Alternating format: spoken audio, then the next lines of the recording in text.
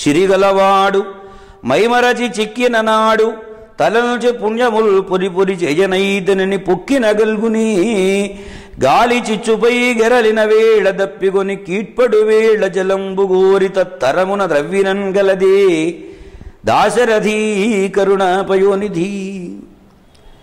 లోకంలో ఒక మాట ఉంది, దప్పిక వేసినప్పుడు బావి తవ్వుతాడా అని. దప్పిక వచ్చినప్పుడు దాహం బావి తవ్వడం మొదలుపెడితే ఎప్పటికీ ఆ బావి తవ్వడం అవుతుంది, నీరు పడడం అవుతుంది. కనుక నీరు ముందు జాగ్రత్త చేసుకోవాలి, దప్పిక వచ్చినప్పుడు తాగడానికి వీలుగా. సిరిగలనాడు మైమరచి చిక్కిన నాడు దళనుచి పుణ్యముల్ పొరి పొరి జయనైతనని పొక్కిన కల్గుని. బాగా సంపద ఉంది, దానం చేయాలి, ధర్మం చేయాలి, సద్వినియోగం చేయాలి, పరోపకారం చేయాలి. ఆ రోజున అవన్నీ మరిచిపోయి తాను ఈ సంపదలన్నీ దూరమైన తర్వాత, పేదవాడైన తర్వాత అయ్యో పుణ్యం చేయలేకపోయినానే అని ఏడ్చినంత మాత్రం చేత ఏమి ప్రయోజనం ఉన్నదయ్యా.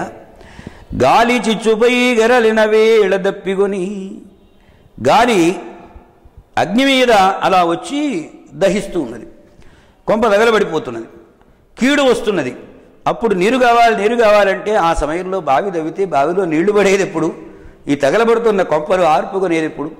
కనుక ప్రతినిత్యము క్షణక్షణము ఆయుర్నశ్యతి, యవ్వనం ప్రతిక్షణం అన్నారు.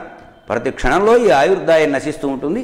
కనుక ఓపిక ఉన్ననాడే, సంపద ఉన్ననాడే నీవు చేయవలసినటువంటి సత్కార్యాలను ఆచరించి నీవు తరించాలి. కానీ ఆపద వచ్చిన రోజున, యమదూతలు వచ్చి ఎదురుగా కూర్చున్న రోజున అయ్యో నేను ఆ పుణ్యం చేయలేదు, ఈ పుణ్యం చేయలేదని ఏడ్చినంత మాత్రం చేత ఏమి ప్రయోజనం ఉన్నదయ్యా. దశరథనందన రామచంద్ర, జీవుడైనటువంటి వాడు తాను అన్నీ కలిసి వచ్చినప్పుడే తాను యోగ్యుడుగా ప్రవర్తించాలి అనేటువంటి దాన్ని చెప్పారు.